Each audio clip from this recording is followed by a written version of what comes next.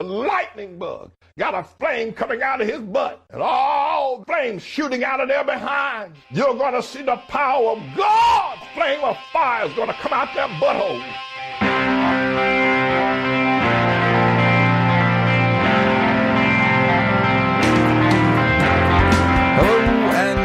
To episode 30 of Skeptic Smash Talk. I'm your host, Jason Jones, and joining me once again is my very special co-host, Andy. Welcome, Andy. Hello and welcome. Now, Andy is away next week. You're going away. Where are you going to? Glastonbury, yes. What are you doing there? A bit of hippie shopping, a bit of wine drinking, a bit of food eating, a bit of chattering with the girls. So, I may not have a co-host for next week, so it might be boring just of me, but I've put the word out, so next week we'll see what happens. Oh, we might have a special guest. Now, before we get too deep into the show, I need to make two corrections from last week. Firstly, we talked about the SpaceX explosion, and I said that SpaceX was one of Jeff Bezos' companies. Obviously, that's not correct. SpaceX is owned by Elon Musk, the eccentric genius, and being that Mr. Musk, who personally I think one day will be one of those guys sitting in those egg-shaped chairs stroking a kitten demanding that people call him Professor,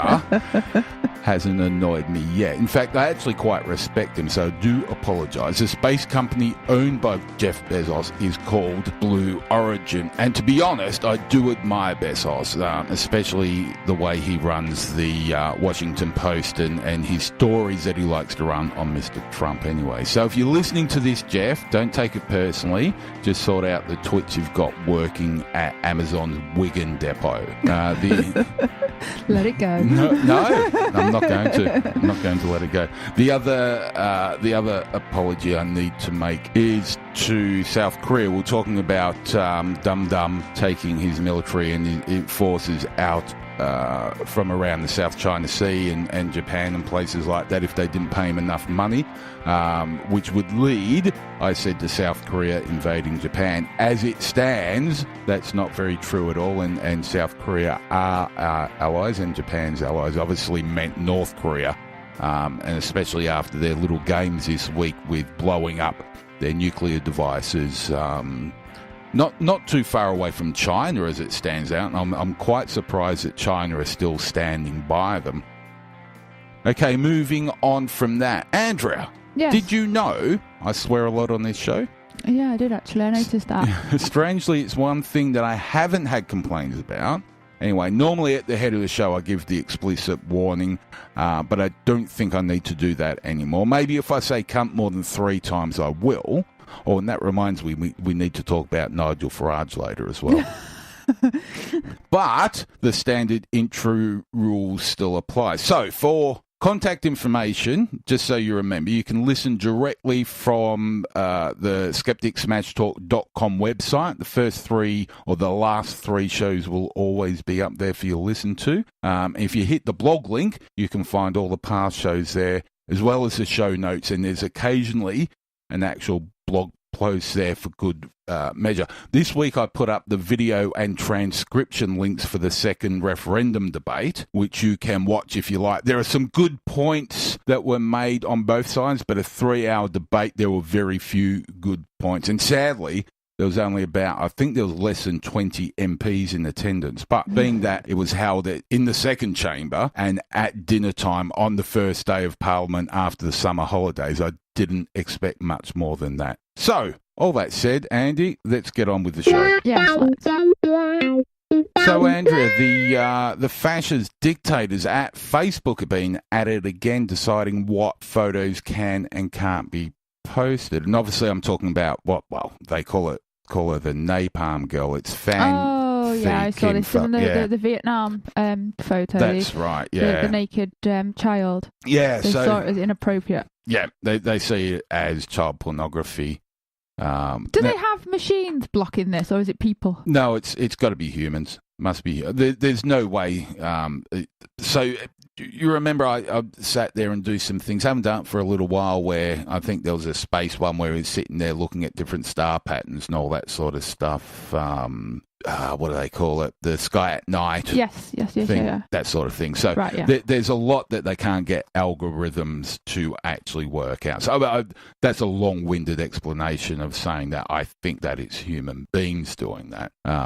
And probably, I mean, if you look at the generation that's probably doing it, this is probably interns, these or very low-paid uni or college students. So I don't think they would actually appreciate what that photo is. No, probably not. And there's probably a degree of that people are so scared now on what you can have, what you should show, and what they don't probably realise is certain photographs back in the day were just on front page newspapers or on newsreel anyway. So, I mean, I think people are so scared now to what is appropriate. Yeah. I mean, there wasn't that long ago where there was, I can't remember who it was kissing their child on the lips. Yeah. I showed a picture and a lot of people saw that as inappropriate. I remember when I was younger and my dad was actually, because I was quite a tall child and I must have been about 7 or 8, but because I was extremely tall, I looked older, and my dad was scared holding my hand when he was with me in town crossing the road. Yeah.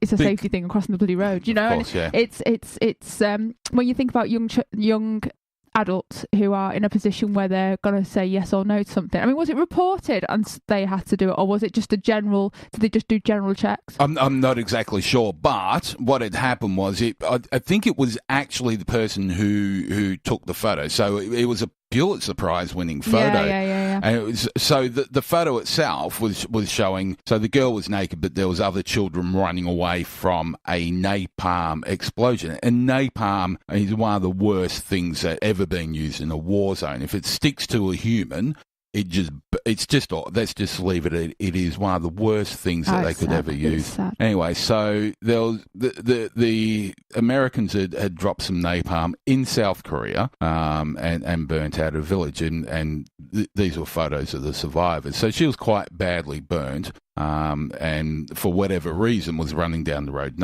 naked. And it is really one of the iconic photos of the Vietnam War. There was another one with a guy holding a pistol to somebody's head. And in that photo, both people are still alive. A few seconds after that photo, only one person was alive. Anyway, my point is, I doubt that, like I said, I doubt that some of the people looking at this actually understand what they were looking at. But then there was some kickback. Obviously, people are saying, what the fuck are you doing, Facebook? Yeah. Have a think about it. And to the point where the Prime Minister of Norway posted it. Yeah. And it was blocked off her account. Her account was deleted. No, the photos were deleted. Some people's accounts were locked. Yeah, no. Do you know what? I think when you've got something as quick as the internet, something as real time as the internet. I mean, you can post videos straight live now on Facebook, etc. Yeah. Their heightened awareness of anything inappropriate has got to be full all the time. And there's gonna be things, I think, that are gonna be stopped or blocked or whatever wrongly, and it will cause a fuss because of the age we're in now.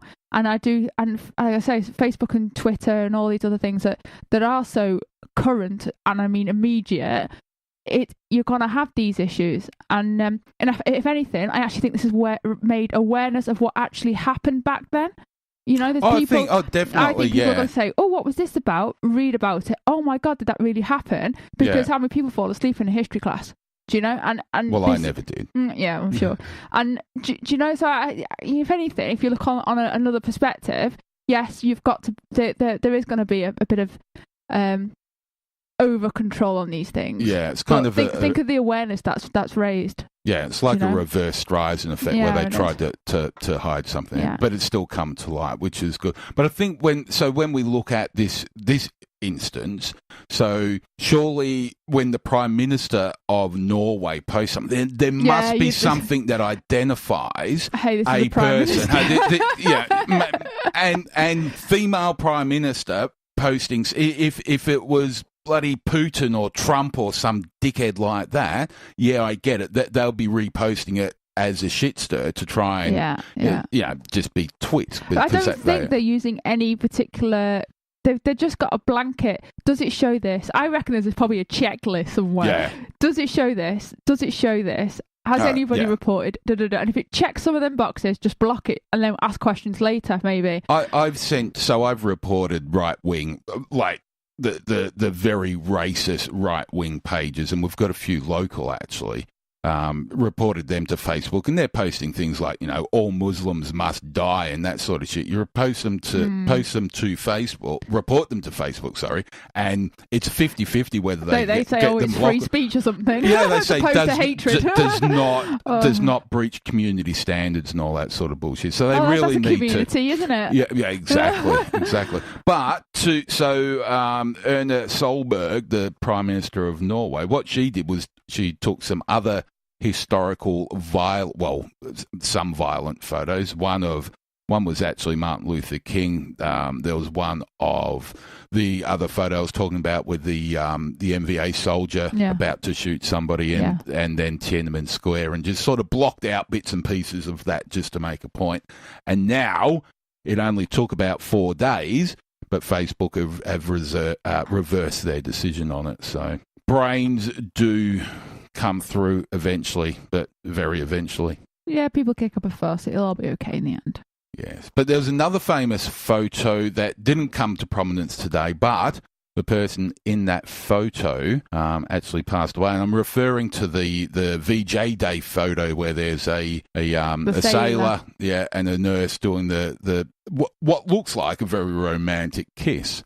But as it turns out, maybe it wasn't quite so. Now, from this is reported in the BBC, they say, although the picture captures a pair in tight embrace, they did not actually know each other, and that's not surprising anyway. He just went in for the kill. Yeah. He was happy. It was all over.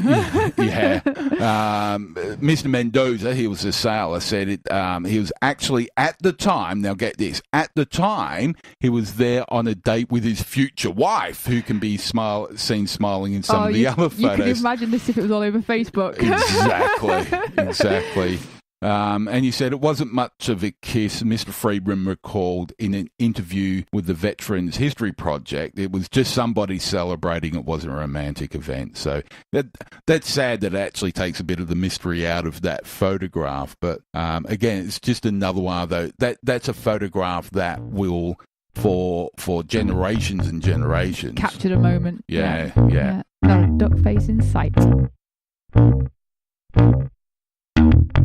I was reading something yesterday, I think it was, to do with Mo Farrah. Yeah. Did you read that? No. Apparently, when he was boarding the plane to come home from Rio, he was getting ready to board on the first class, business class or whatever you call it. Yeah. And the air hostess kept telling him to go away.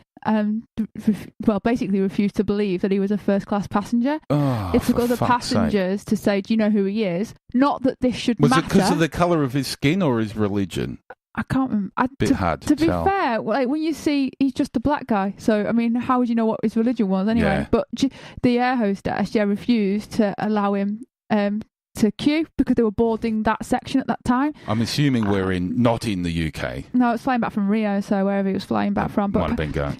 His wife was kicking off, as you would do, being protective. I mean, it was reported that she to use a few expletives, fuck this or whatever, I'm going to fucking report this or whatever. But I'm paraphrasing, by the way. You'd have to read the article, but which you would do. But and it took, in the end, I think it was a supervisor that stepped on and obviously checked the tickets as should have been done in the first place. Yeah. And just let him on. And apparently he boarded the plane to a round of applause. Oh, so he should have. He's a bloody national hero.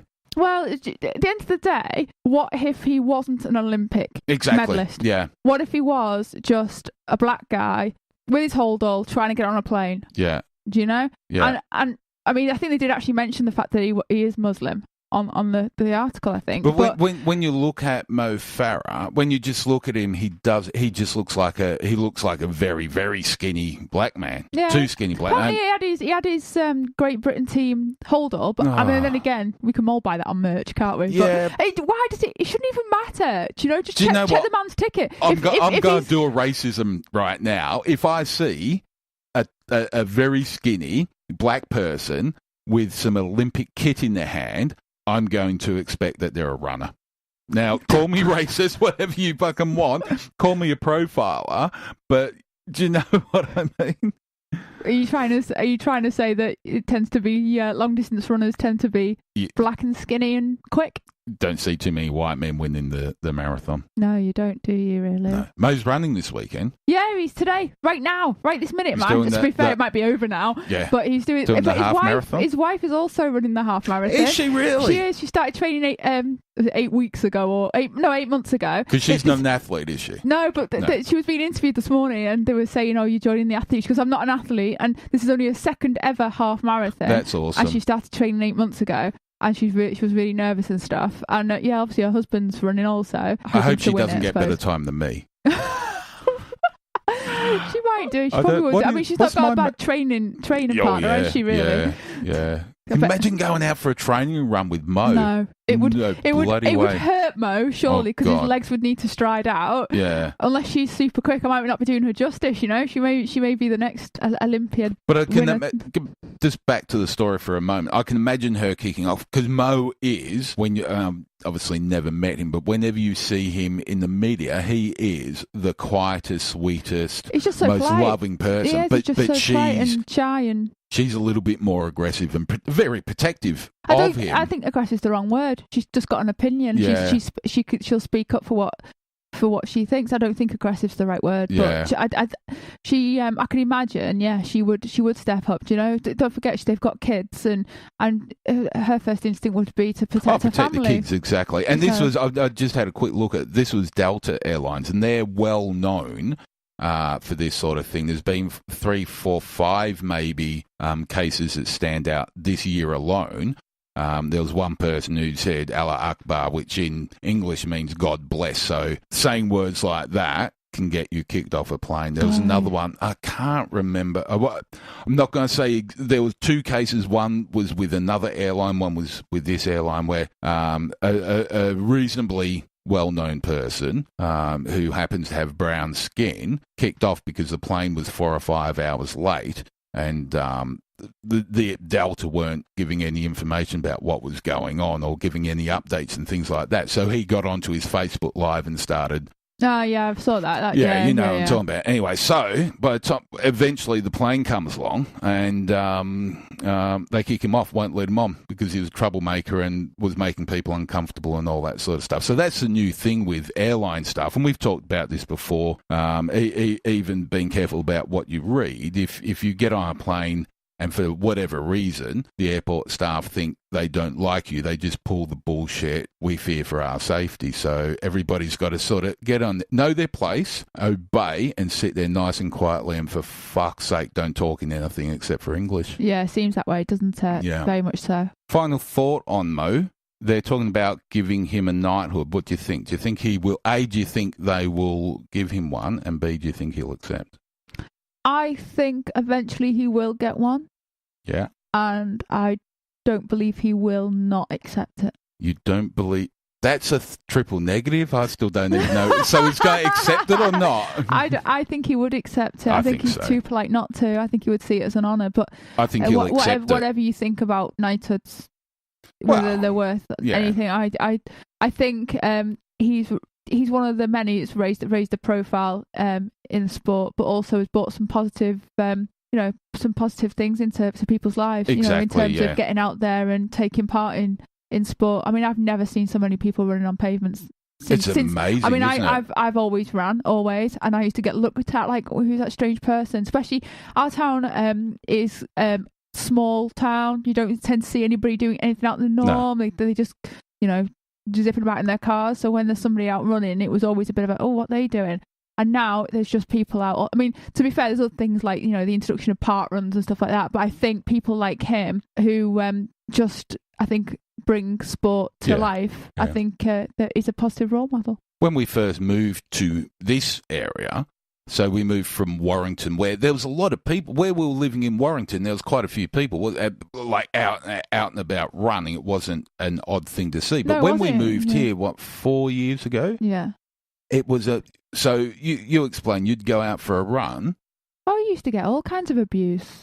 you used to get all kinds of comments or just people staring and hassle. It was crazy, but now it's... You run past a pub or something like that and you'd get abuse from fat, lazy turds sitting there drinking their pints and smoking cigarettes, yelling at somebody going out for a bloody run. Yeah, it was very much so. But now I think because it's not a weird thing to see, people don't comment because it's a bit boring for them now. It's less of a sport for them. Yeah. So I did the same thing on the bike when I first. So when we first moved here, I wasn't running at all. I was more getting about. I was riding, getting into the road bike then, wasn't I? Yeah, you was. Yeah. And people would throw cups of coffee and rubbish and McDonald's and all sorts of crap out their car at you.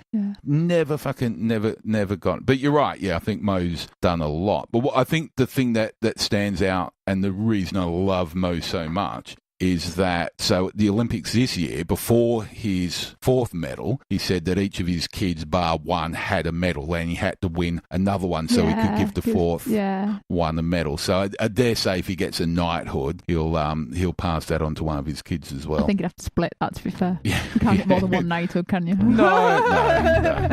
Maybe keep it for himself. Maybe. See what happens. Anyway, moving on. Andrea, you sent me a story yesterday. It was about Cape Kiwanda in Oregon, and I apologise if I got that wrong. Oregonians, please let me know. And it's about you talk about. There's one thing, because being a bit of a yogi myself, there's one thing that you get to kind of drowned with is images of people in the most difficult of poses, balancing on a cliff edge or a rock with the most beautiful scenery in the background. Just let me interrupt there. What's that stupid pose they do where they're standing on one, they've got one leg on the ground, one foot touching their knee and sort of poking out, and they've got their hands above their heads looking like twats. They kind of look like... I think you're talking about dancer pose. It's got, it's probably a Sanskrit name, but I'm not that far into the yoginess yet. I only learnt Sanskrit last weekend. Oh. We're trying to learn it. But anyway, I'll go back to the point. Yes. To be fair, it frustrates me seeing this. I think part of the reason is because it makes it inaccessible to people who actually might want to get involved in yoga, when to me it offers so much benefits. But the other part of it is a bit of an egotism about it, which is not very yogi. Yeah. I do understand a lot of people use it as promotion for their websites and stuff, but you're seeing more and more every day people are ruining a decent, beautiful, natural landscape with their arses. Yeah. I mean, come on. I'm all for looking back at beautiful scenery and really enjoying it. That's what I want to see. I don't want it obscured by a person. And take the photo, but do you have to be in it? Yeah, and that's... I don't know when that started, and it started before the selfie stick. But remember when we were in Italy and we were up high... there was a cafe thing we stopped the first or second day, and there was people going around selling all the selfie sticks and all the bits and pieces, and this cliff you could look out and you could see all the way out to Vesuvius, out to up north towards, right, and it was a gorgeous view. Yeah. And every fucker stood there with their camera in their hand and their newly bought selfie stick that's going to break in 3 fucking minutes because they bought it off a guy walking around with a suitcase full of them. And that they've got to put themselves in the photo. It just fucking... It doesn't matter if it's, doing a yogi pose or whatever the case. Every fucker has to put their stupid face and half their arm into a photo, and it doesn't look good. And then they pull the duck face or the bloody kissing frog face or whatever they're called, and it looks even worse. Do you know what, right? I understand. There's a part of me that thinks, right, I get it. You used to give your camera to somebody passing by saying, can you take a picture of me here? Because it's nice to remember you being somewhere and looking back over pictures. But there's also a part where it's, are people afraid to have their phones robbed? Is that why they won't ask somebody to take a picture? Because to be fair, you could take the chance and ask somebody who's kind of around you. I don't think that's the case. So when we were first time we went to Ireland, there's a photo of you and me, and it's with an actual camera, not a phone, and I'm holding it out. We're in the front of a bus. It's in the frame downstairs. Selfie. That's actually a selfie. Not putting my dumb head on top of Mount Vesuvius or something you're like not to get really, in the background. I think it's people just think that they need to have them in every photo Do you that know, they know take. what it is? It's because they need to put it, say, look where I am, look where I am, look where I am, Yeah. look where I am, look where I am. Yeah. And it's that constant, I need to tell everybody what I'm doing right this second, isn't it? Cunts. Number 2. That's the second time. I've got one left. Can I get that in for you? Yes. To be fair, we've been cunts in the past, I think. How do you mean? Talk to me. Well, we're not known for switching off our Facebooks on holiday, I don't think. No, that's true. We don't do it constantly, but there's those that will literally Twitter, Instagram, Facebook. But I don't think. Well, I my face. I don't know what it's called. my face. Hey, trademark. Call the lawyers. But anyway, back to the story. By the way, yeah. Sorry. This story was actually about some tourists actually ruined a landmark by getting a photo with it. What it is this giant, this rock. I can't remember what it's called again now. Do you want to try and? I'll find that. You talk. And you normally find people who will stand on this. It's kind of a boulder teetering on the edge of a rock. And over time, it's obviously got more unstable. But a photographer with a drone actually caught tourists taking a photo of them, like kind of pushing the rock. But they did. They pushed it over, and it's collapsed, and it's crashed, and it's basically now no longer on that landscape. When he questioned them, they said that somebody had broken their leg, so they were pushing it off so nobody else would harm themselves. Whether that was did you see the video? No, I haven't. There is video of it. I'll show you in a sec. But so from the BBC, they say teetering on the edge of a cliff facing the Oregon coast, a sandstone rock formation dubbed Duckbill. It doesn't look like a duckbill at all. Is it because people do duck faces on there? It could be. That's actually exactly it. But yeah, so there's a whole heap of photos. I'll put the links in the show notes actually, and the link to the video. But there's photos of exactly what Andrea is describing, the smelly hippies doing all that. No, that's not fair. People doing their poses on it, looking stupid, and then there's another photo of just a pile of rubble on the ground. Okay, so I just paused that to show Andrea the video. What are your thoughts? It's just mindless, stupid. Do you know what? When I look at that, I actually hate us humans. Yeah. You know, there's rock formations that are formed over millions and millions of years, and we come along and just shit all over it. Not literally, but we just kind of just put our big fat footprint all over it. Yeah. I've done a little bit the last few weeks. I'm going to the end of today's show is a bit of a diatribe about me again going on about the way we've treated and ruined the planet and its probable eventual extinction of the human race. But that just explains it. You know, sometimes we ruin the planet for profit. What those guys did there. So it was just mindless. There was no reason for it. They literally were just rocking it and pushing it off until it fell off. And then what did they say? Got it. Was it? Got it? Got it. Yeah. And thing is, right, I wouldn't say I was somebody that saw beauty in absolutely everything natural. And it's something that I can, you know, over time, I look back, I probably had no respect for some of the stuff that I used to see. Yeah. And they obviously had no respect or idea or clue or any thoughts about what they were doing. They just saw a rock that they were smashing. That's all they saw. Exactly. Now, that would have stood there for thousands of years. I know it's sandstone, so that was going to fall eventually anyway, but that's not the point. We didn't need people to help it along its little merry way, did we? No, not at all. But that's what humans do. Come.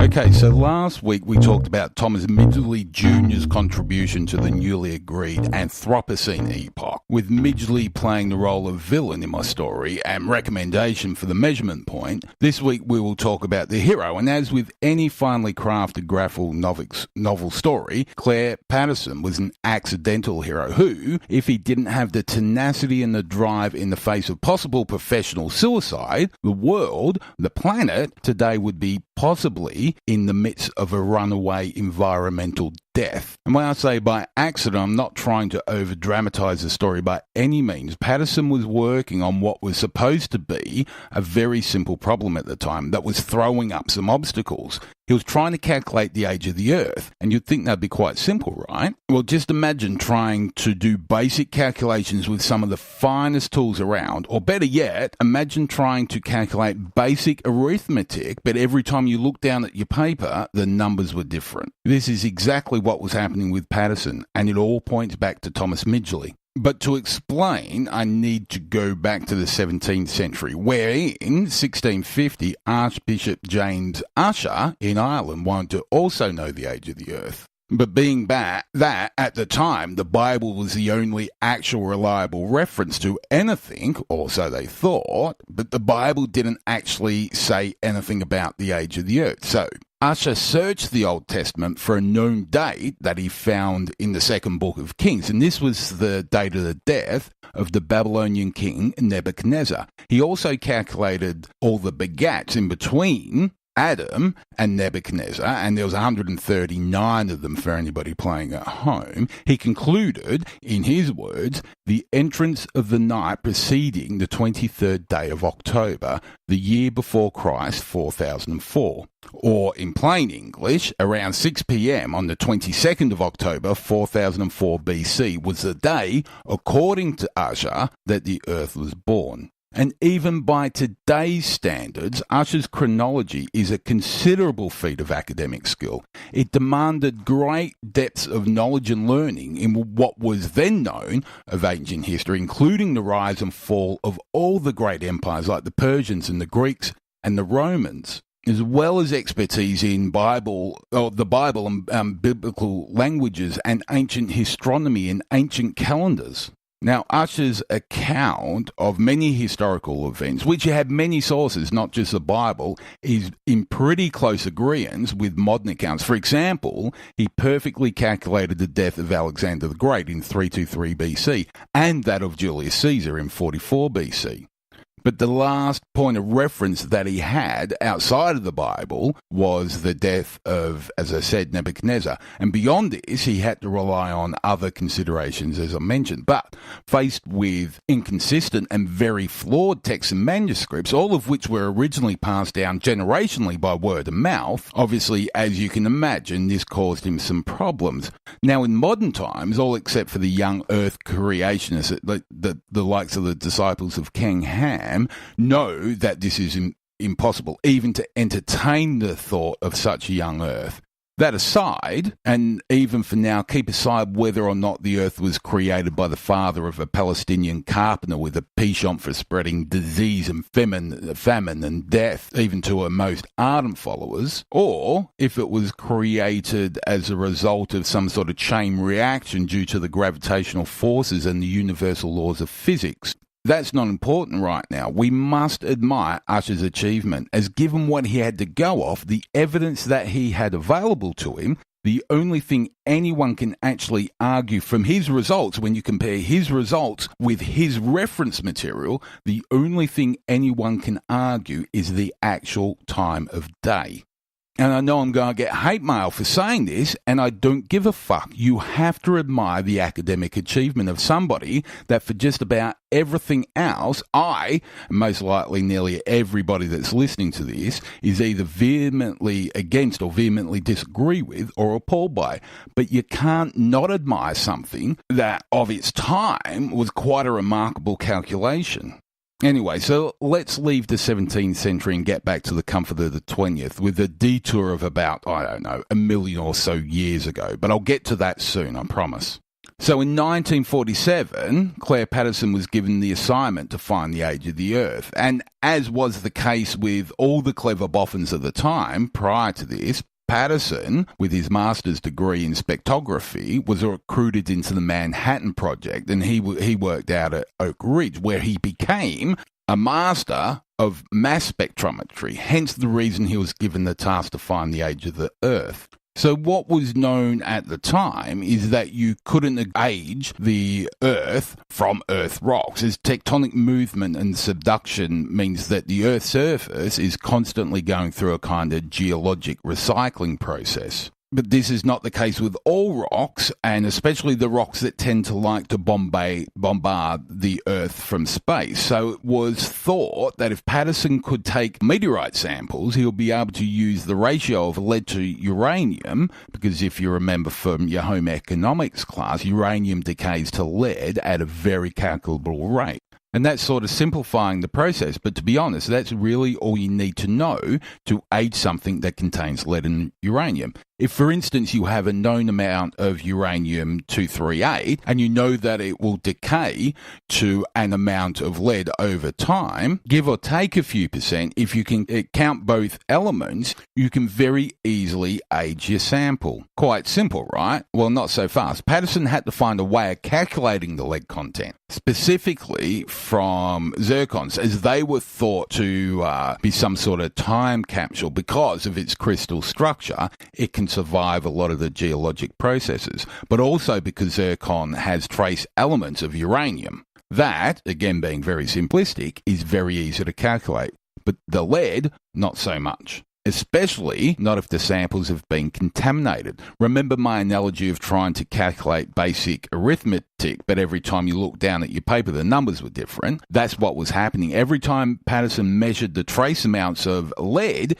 in the zircon, he got wildly inconsistent results. At first, he figured there was contamination from previous experiments in the lab, so he meticulously cleaned his lab, but still the same inconsistent results for over 2 years. So he went to create the very first clean room, and by clean, I mean ultra clean. It took 6 years, but he was finally able to remove everything that was contaminating his experiments, which enabled him to accurately measure the lead content in the zircon, which meant he could now turn to a piece of meteorite, which would lead Patterson to be the first person to accurately give the Earth an age, and that was 4.543 billion years old.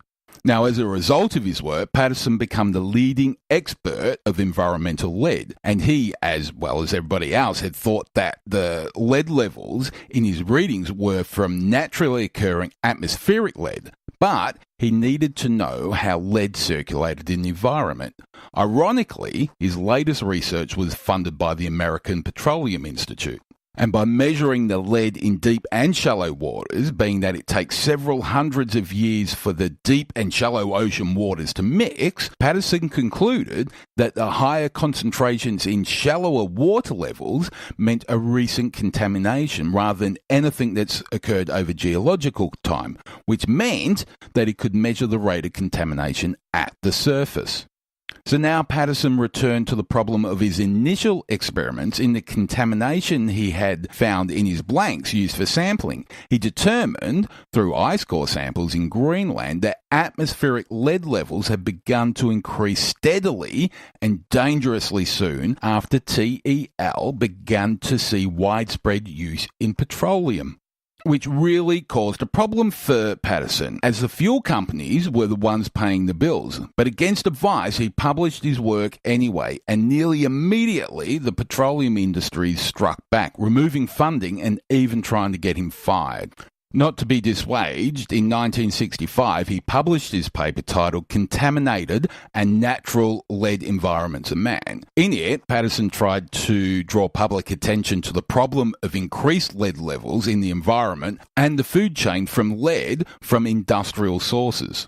In his effort to ensure that lead was removed from petrol, Patterson fought against the massive lobbying power of the Ethel Corporation and the legacy of Thomas Midgley Jr., who, at this time, was still seen as a scientific hero. And this was probably mostly due to the propaganda we talked about last week. But as much as the lobbyists could buy politicians, even in the 60s and 70s, Patterson still had the backing of the Army and the Navy and the Atomic Research Council. They all stood by him and funded further research, global research, which unequivocally proved that the current levels of environmental lead was a very, very recent addition.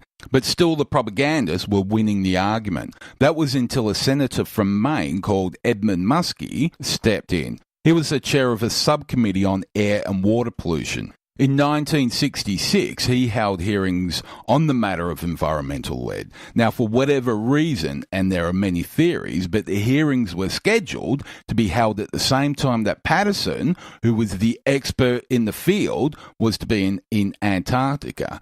But Patterson unexpectedly appeared anyway and gave evidence. Anyway, the hearing turned into an argument between Patterson and one Dr. Keogh, who, for a very long time, was the chief propagandist for the TEL industry, mostly because that's who was paying his bills. Anyway, the long and short of it, mostly the long of it, this argument went on for nearly 20 years until common sense prevailed and TEL and lead itself was mandated to be removed from fuel and all consumer products. But even now, 40 years on, we are having similar arguments with the falsely informed who believe that the dramatic increase in climate is not man-made. Well, it's the falsely informed and the lawyers and the scientists and the politicians and Australian senators, probably named Malcolm Roberts, for instance, who are or were employed by the fossil fuel industry that are having their voices and opinions heard the loudest. And now in the USA, because of decisions such as Citizens United, the filthy rich with their filthy fossil fuel money are openly and legally giving money to politicians and influencing, if not directly dictating policy. I don't like to play counterfactuals, but what if we lived in a world where the owners of a company that made wind turbines, for example, had more money than the Koch brothers and gave vast amounts of this money as campaign contribution? Legal bribes they are to politicians. What would the outlook for the climate look like in this world? But we don't live in such a world. We live in a world where practically every single scientist that does not have a vested interest in fossil fuel agree that we humans have caused environmental damage that, if not reversed, essentially, immediately will spell the eventual end of humanity. But these scientists don't make donations to politicians, so they don't get heard and they don't get to influence or write policy. This is the world we live in. Last week I talked about the definition of Anthropocene, the era of humans. A few weeks back I talked about SETI and the search for intelligent life outside of planet Earth. Now, there are many great minds that believe that life on any other planet that's intelligent enough to evolve to become industrialized will also become capitalist, which will be the direct cause of its extinction. Unfortunately, Frank Drake didn't account for this in his equation. Perhaps that's the reason we haven't heard from Greg the Alien. His species made itself extinct, as we will. Okay, talking about subhumans, Theresa May, old T-Dog, has decided that we need to go back to the 1950s, and one of the ways she's going to try and achieve that is bring back grammar schools. Now, I know absolutely nothing about grammar schools because I wasn't in the country when that started. To be fair, I know very little because by the time I was going into education, grammar schools didn't really exist. But what I do know is that it did have a form of elitism to it. Yeah. So you sat your exams before you see if you were worthy to go into a grammar school. It catered for those of higher education, but I think it was quite selective. You could get a scholarship. And I can't even remember. I don't even think you had to. I wouldn't know whether you had to pay or not back then. Maybe somebody else who could advise. But I mean, it definitely had a bit of an elitism approach to it. And if you were of a certain standing, so you didn't necessarily have a chance. In Australia, grammar schools were very elite. They were the most elite and mainly like boarding schools. I think the issue came more when you actually moved on in life and it was, I went to such a grammar school. Like now we say I went to Oxford or Cambridge, and it kind of put a bit of a Debbie Downer on all the other places offering education. The thing is, and we seem to be shadowing America with a lot of our policies. Education's one. And the prison system. So at the moment, there's still some back and forth about privatising the prison systems, which means prison, the detainment of somebody who's guilty of a crime is not something that you can actually monetise. It's absolute bullshit, and it's causing so many problems. Are you comparing a school to a prison? Well, mine was. No, I'm comparing us to America, and we're looking at the mistakes that the Americans, God bless them, are making but we're just wanting to copy them. Now, do you know, the one thing that surprises me now, I'm seeing more and more, having a sister who's a teacher, but also knowing other teachers who are under incredible pressure. And not that long ago, there was actually a spate of children from different schools coming home in tears because of exams they had to sit, the 11 plus and stuff. They were being asked at the age of 8 what they wanted to be when they grew up, and having to know what they wanted to be. They had to tell them what they wanted to be when they grow up. Also, they had to sit these tests, and they got told how important they were. This is the new standardised testing. My niece came home. She was in absolute tears, dreading going into school. There was other parents in other schools exactly the same. So ever since then, there's been an influx of, I know one parent that now homeschools, but also an influx of parents saying don't treat all children like the same package. They all have different gifts. And this worries me, that one person who seems to be very far removed from just everyday Theresa May's removed from humanity at the moment. Some of the stuff... Sorry. Go on. I feel that she's that far removed in order to make these decisions, that what she's hopefully not going to achieve is push further pressure on children who develop at their own speed and who can become brilliant without necessarily being able to get all A's on every test that they take throughout school, do you know? And this concerns me, that's the people that are making the decisions for the future. Exactly. So remember, I talked about this, you weren't on the podcast for that episode, but I talked about the movie with Michael Moore, and you saw it with me, Where to Invade Next, where he goes around Europe and North Africa and looks at that. So he goes into Finland. Now, Finland is, in the world rankings, has the best education system. It's got the lowest dropout rates. It's got the highest exam rates for its children. People in Finland generally have a higher, better, happy education that goes on all through their lives.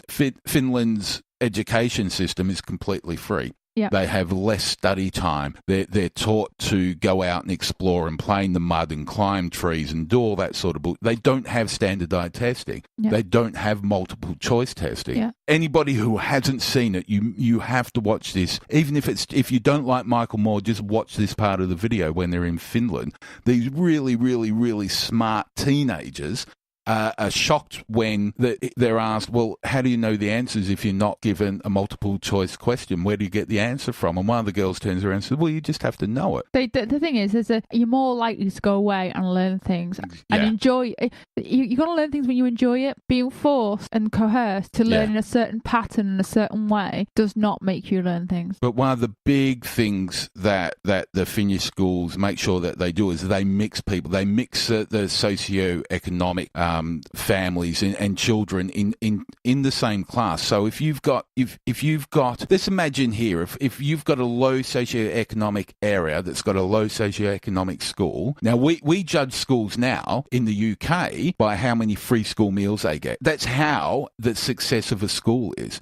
And their extra financing is based on how poor the parents of the children are. You do get funding based on disadvantaged areas, etc. In itself is ridiculous. But in the Finnish schools, they mix everybody together. So in the UK, the poorer kids make friends with other poor kids, and they grow up throughout their life. Unless they get out of that loop, they grow up knowing the same people. If in Finland, everybody mixes together. Wealth, there still is wealth inequality, but the kid from the poor family and the kid from the rich family sit in the playground and play together, and they don't talk about I'm richer than you, I'm poorer than you, or anything like that. Because that's not part of their life. The thing is, I actually think that had actually changed. I remember when I was at school, and what they did do was a lot of the council areas, the council estates, they actually broke them up and kind of intertwined them more. You didn't just find you had just those areas with those skills being fed from them areas, and it was a lot more. I mean, I remember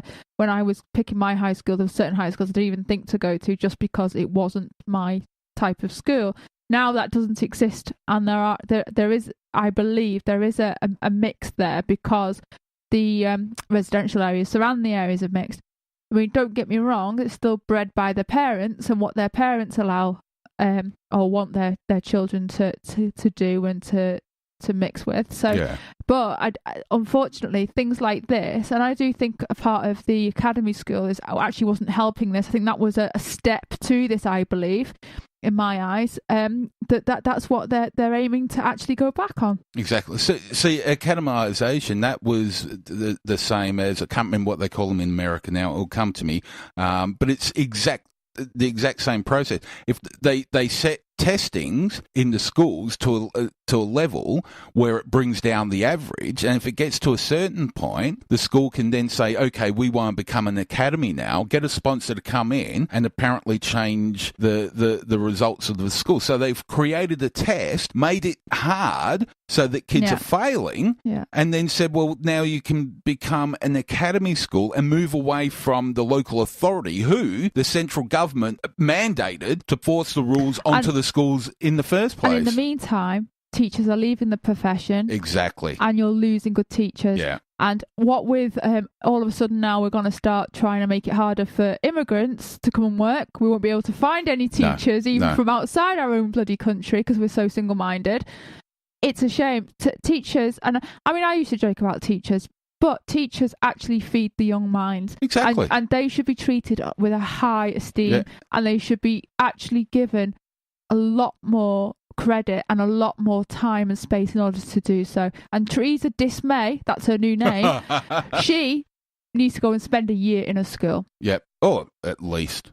In a normal school. One of the ones that get... Did you know that there are some schools that are training parents how to fill in the forms to get free school meals, because the more children they get on free school meals, the more funding the government, the school gets. Absolutely fucking pathetic. It's pathetic that they've been put in that position. They have to do that. In the first place, yeah. But, and again, when you look at the Finnish schools and all around that sort of Nordic region, teachers are seen as one of the pillars of community. They're held to the same regard as judges and lawyers and doctors. And yeah, well, they should be.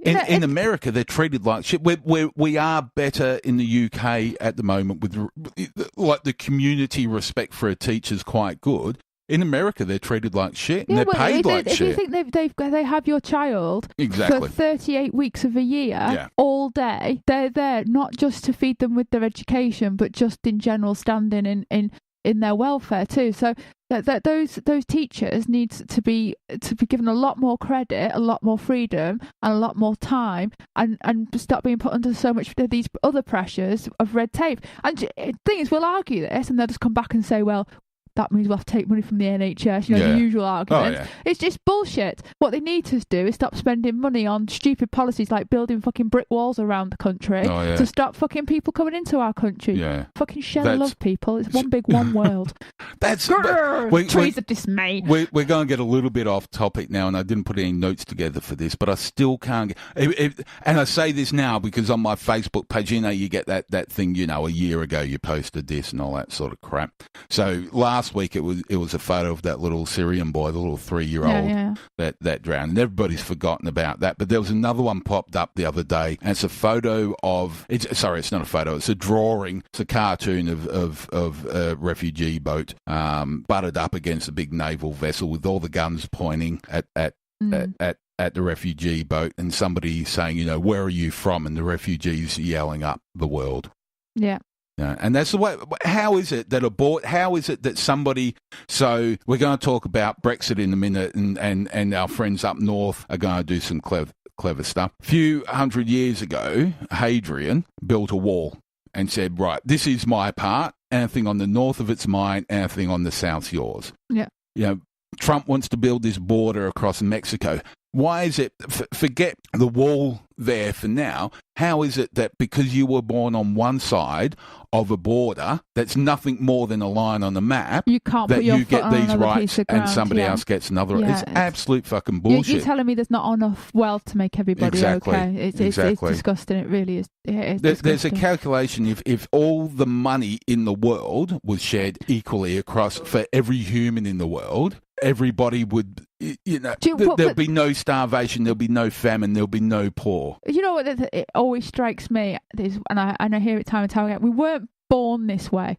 We weren't born with this much hatred and this much unkindness, and exactly. we weren't born with this much fear.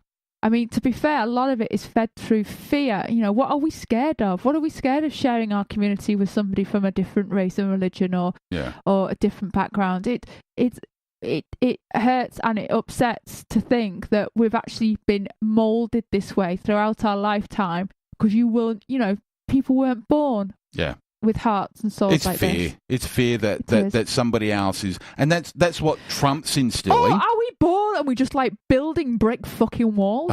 No. I think we get to a point. There's. I talked about this a month or so ago. So the Walton family, who not the ones who live in the prairies, the Waltons who own most of Walmart and other things, they have the equivalent wealth. They control the wealth of 48%, the poorest 48% of all Americans. So one family has the control over the same amount of finances than nearly half of the entire United States. That puts it in perspective, doesn't it? And they just don't want a single penny of their money taken away from them. No, that puts it in perspective. I actually got a nice little story I can add here. Go on then. My yoga teacher went to London to do a course, and she stepped out of the hotel to start the first day, and there was a homeless guy next stood there, and she asked him, did she know where he knew where this studio was? And he said, I'll walk you there, not a problem. So she said, no worries. So she had a chat with him. And he used to be a trader in London. He did very well for himself, but now he's not got a penny or anything. Yeah. So he did look a bit different from the others, but he'd been living on the street. She didn't know how long for. So she said, thanks for showing me. Anyway, I'll buy you breakfast tomorrow morning. As a thank you. So she did. She went out with her coffee, and it was one of those, buffets where there's free pastries and that. Yeah. She didn't feel like she was stealing because you could take as much as she wanted. Took him out. As it was, he didn't like coffee, preferred tea, so she went. Anyway, fussy hobo. So anyway, she actually bought him a pair of shoes. Oh, good. He ended up getting a job interview. He ended up getting a job. Oh, that's brilliant. That is absolutely brilliant. It is, and she said there was another homeless guy who was a bit more dishevelled, and she'd take him out breakfast and stuff. But she said what obsessed her the most as well was the fact the number of people that actually just walked by. And even if you're not gonna, when they ask, you got any change? Because I understand you can't give change to every single homeless person along one street. Because I had that once in Edinburgh, but they didn't even look at the person in the eye and say good morning. Really? Unbelievable. Or just look in their eye and say, no, sorry, I can't this time. But you don't have to give them money. You can go and buy a sandwich or a point. Exactly. I mean, I've done that like before now with a local big issue vendor. If you're worried that they're gonna, some people have that perspective that they're just gonna spend money on booze or whatever. At the end of the day, they get through the day the best they can. But if you don't like that, buy them a sandwich. Exactly. Buy them a hot chocolate. Okay, we're starting to run out of time, but we really need to cover. There's just two more stories I think that I want to cover. The first one's Brexit. Again, this is never ending. But our friends north of the wall, I'm not allowed to call them wildlings anymore, apparently. Can't call them the free folk. I'm talking about the Scottish, but it's a bit of a Game of Thrones reference. Yeah, I think wildling sounds a bit unfair, really. I think we're more wildlings the way we act. That's true, actually. Down in the English. It's true. I do like the Scottish. Anyway, the they have good whiskey. Yeah, exactly. The head of the Scots at the moment, so Nicola Sturgeon, she's the leader of the SNP. She's offered to form a coalition with what she's calling like-minded UK government ministers who want Britain to stay in the EU. Right, and I predicted this. Oh, check you out with your crystal ball. Don't you remember? Do you not listen to the podcast? Anyway, so I think this goes back to episode 15 or 16 when we first talked about Brexit. One of the predictions was that I do remember actually Nicola, Queen of Scots, could actually form a coalition and take control of the Parliament. Yeah. Well, it's not quite that simple. We need an election, I and like it could her. be. Do you know what? I like her. I do. And honest to God, I like what she stands for. Yeah. I like how she addresses people. I like the way she speaks. She's got a charisma there about her. She's not offensive. No, not at all. Not at all. And she speaks a lot of sense. Is she a world leader though? I know the Scots love her. I can believe she really can be. See her as a world leader. I think she's got the intelligence, but she's also got some kind of people knowledge. Yeah. And that's so important. And I actually... That would be unusual in our parliament, wouldn't it? I actually, you know what? I would vote for her in the UK. I would. And I think historically, think about this historically. Now, we've had a Scottish Prime Minister before, yeah, we have, yeah. But imagine the UK being led by a Scottish party. That's something that's, in the history of the United Kingdom, basically, the Scots have, brave hearts kicked ass, come down and taken over Westminster. Winter is coming. Indeed. Anyway, what else has been happening? So we had the G20 summit last weekend. Yep. So Italy have weighed in on the argument as well, and the Prime Minister of Italy has said we cannot waste 2 years by negotiating with the UK how to maintain them inside without them wanting to be inside. We cannot afford this paradox. So I agree with him. Yeah. So we're talking about the Article 50 decision. So, but before we can do anything else now, we have to trigger Article 50, which starts a maximum 2-year negotiation, which the Italians are referring to there. But why the hell would they let us have our cake and eat it? Exactly. But then the Italians have also said, so we're demanding, we're saying, the Brexit minister, the head of the Brexiteers, is saying that we're going to have free access to the single market, and we're not going to pay anything into it, and we're also going to limit immigration and the movement of people and money. What the Italians are saying is, in their words, the more they are going to regulate and limit the presence of EU citizens in the UK, the more we're going to limit the presence of UK goods into Europe. So what they're saying is, if you want to play those games, we'll play bigger games, and none of your products that you think we need, we will let into Europe. Oh, they will, but at such a high price. There'll be tariffs and all that sort of stuff. And that's what the Japanese... So last week we talked about the Japanese are very worried. And after this comment, the Japanese should be even more worried, because that's just going to... So the Japanese pull out their industries out of the UK, and we literally have millions of people unemployed just from those car industries.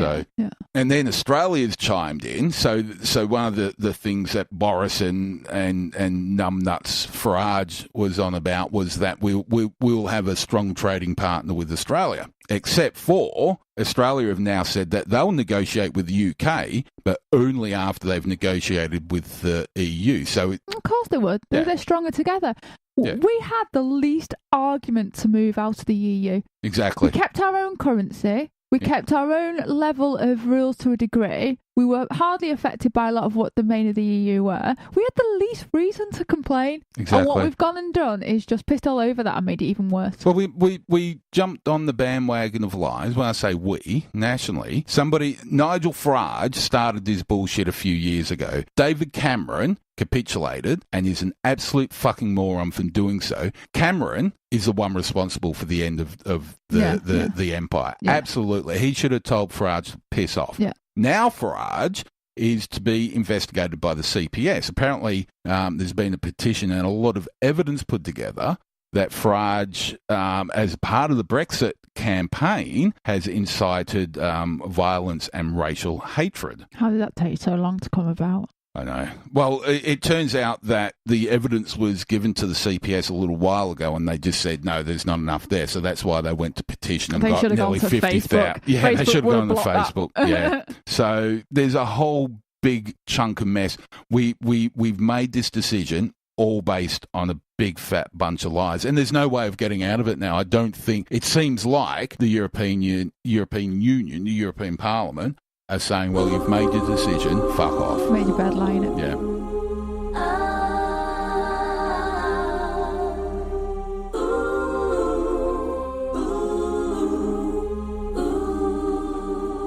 Well, that is about enough for this week. I hope you enjoyed listening to this week's Skeptic Smash Talk. Don't forget to look out for new shows each Monday evening UK time. Remember, if you want to keep in touch, you can follow and like the show on all the social networks that allow following and liking, and you can get all the contact information you need at skepticsmashtalk.com. If you did in fact enjoy this show, please take a moment to leave a review and the appropriate amount of stars on iTunes, where you can also find past and future episodes.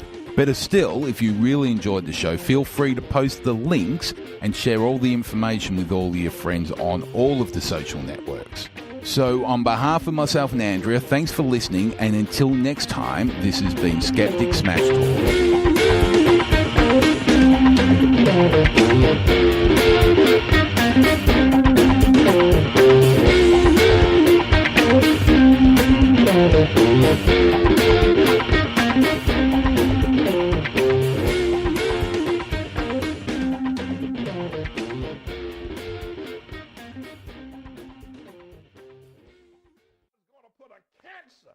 in the butthole. God's going to put a cancer in the butthole of every sodomite. Every sodomite's butthole will get cancer in the butthole. It'll burn and burn and burn. They won't be able to sit down because of the burning in their butthole.